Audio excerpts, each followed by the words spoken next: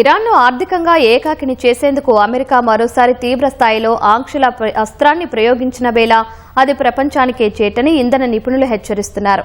America విధించిన ఈ సరికొత్త ఆంక్షలు అంతర్జాతీయంగా వికటించి ప్రపంచ ఆర్థిక వ్యవస్థపైన తీవ్ర ప్రతికూల ప్రభావం చూపుతాయని తెలిపారు. ప్రపంచ మార్కెట్కు ఇరాన్ చమురు సరఫరా ఆగితే సాధారణ వినియోగదారులపై పెనుభారం పడుతుందని స్పష్టం చేస్తున్నారు. ఇరాన్కు ప్రపంచ దేశాలతో ఉన్న ఆర్థిక సంబంధాలను తుంచేయడమే లక్ష్యంగా సరికొత్త ఆంక్షలను అమెరికా ట్రెజరీ విభాగం ప్రకటించింది. దీనిని ఎకనామిక్ డీడేగా అభివర్ణించిన అమెరికా ఆర్థిక మంత్రి స్కాట్ బెసెంట్, ఇరాన్ ఆర్థిక వ్యవస్థకు ఊతమిస్తున్న డిజిటల్ ఆస్తులు, సాంకేతిక పరిజ్ఞానం, బంగారం, విమానయానం, షిప్పింగ్ వంటి 5 కీలక రంగాలను లక్ష్యంగా చేసుకుని ఆంక్షలు విధించినట్లు వెల్లడించారు. అయితే అమెరికా చర్యలపై ఇరాన్ ఇంధన నిపుణుడు మహమ్మద్ అలీ కరీమియన్ స్పందిస్తూ ఈ ఆంక్షలు ప్రపంచ దేశాలకే ప్రతికూలంగా మారతాయని హెచ్చరించారు.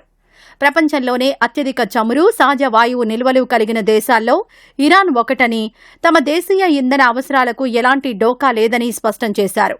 అయితే అంతర్జాతీయ ఇంధన మార్కెట్ నుంచి ఇరాన్ను దూరం చేస్తే తీవ్ర కొరత ఏర్పడుతుందన్నారు. దీనివల్ల ఐరోపాతో పాటు ఇతర ప్రాంతాలలో పెట్రోల్, డీజిల్, ఎల్పీజీ ధరలు ఆకాశాన్నంటుతాయని, హార్మోజ్ జలసంధి ద్వారా చమురు రవాణాకు ఆటంకం కలిగితే ప్రపంచవ్యాప్తంగా సాధారణ ప్రజలపై ధరల భారం పడుతుందని హెచ్చరించారు. గత 40 ఏళ్లకు పైగా అమెరికా ఆంక్షలను ఇరాన్ ఎదుర్కొంటోందని, యుద్ధాలు, ఆర్థిక ఒత్తిళ్లు ప్రజలను ఇబ్బంది పెట్టినప్పటికీ దేశాన్ని లొంగదీసుకోలేకపోయామని కరీమియన్ పేర్కొన్నారు. ఇవి ఇరాన్ ఆర్థిక వ్యవస్థను మరింత దృఢంగా మార్చాయని చెప్పారు. పశ్చిమాసియాలో ప్రస్తుత అశాంతికి అమెరికా ఏకపక్ష ఆంక్షలే కారణమని ఆరోపించారు.